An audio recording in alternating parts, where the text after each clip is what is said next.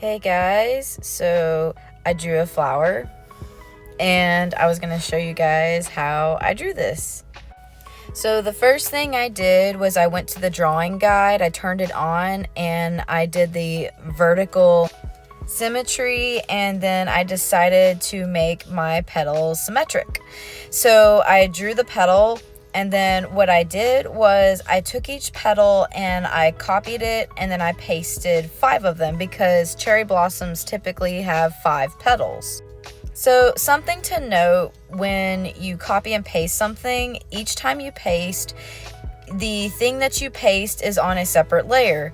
And this is actually really awesome, especially if you're drawing a flower like this, because you can pick between the different layers and you can move each petal to kind of get the shape that you want of your flower. And you can do this with any flower. This is just the one that I chose because I was trying to draw cherry blossoms and I got to drawing one. Once you get the flower in place and how you want the petals to look, then what I did was I erased the inside of the flower and then redrew the lines where the petals were connecting. Something to note is that the first petal that you drew will still be assisted in the layers tab. You might have to turn that off in order to complete this part of the flower. And then what you want to do is you want to actually take all of your layers and put them as one layer, and that's how you erase the center. Once that was finished, I drew the little circles in the middle. This is for the pollinators in the middle, and then I drew lines for the petals and then had I guess a little circular jagged line in the middle. So to show the middle of the flower, after that I colored all of it pink.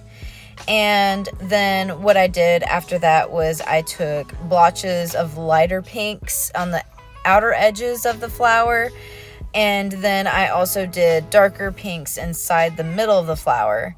I also re-outlined the flower, and I did a lot of liquefying to try to get the shape of the flower that I wanted. After that, pretty much is just color and make it pretty.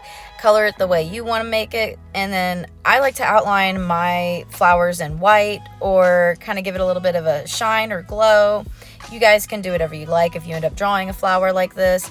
So once I was completed with the flower, I looked at it and I said, it needs something extra. I'm not sure what it needs. And so I drew it a leaf. And I thought, oh, that's cute. I looked up what cherry blossom leaves look like, and I think this is kind of what it looks like. So I drew it, outlined it, and then I also did shades of green, of lighter green and darker green, and then also added the light shine to it as well. I think this is just a very simplistic way to draw a cherry blossom.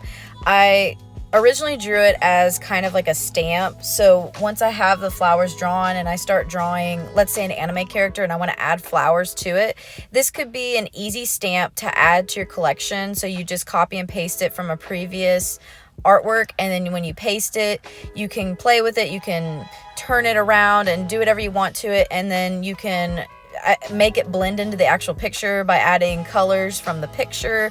You can then add basically color dodge or anything. You can gauge and blur it, make it to where it kind of looks kind of blurry. But that was really my intention with drawing this flower, and I would like to draw other flowers that were like it. I just wanted to give you guys kind of a simplistic tutorial of drawing maybe a cute little flower if you guys wanted to use the symmetry and how to use it and how I used it. I also turned off the background to make sure it looked okay. So if I were to copy and paste it onto a painting, it would look good. And then for show purposes, after I finished that, I then just put it against a blue background.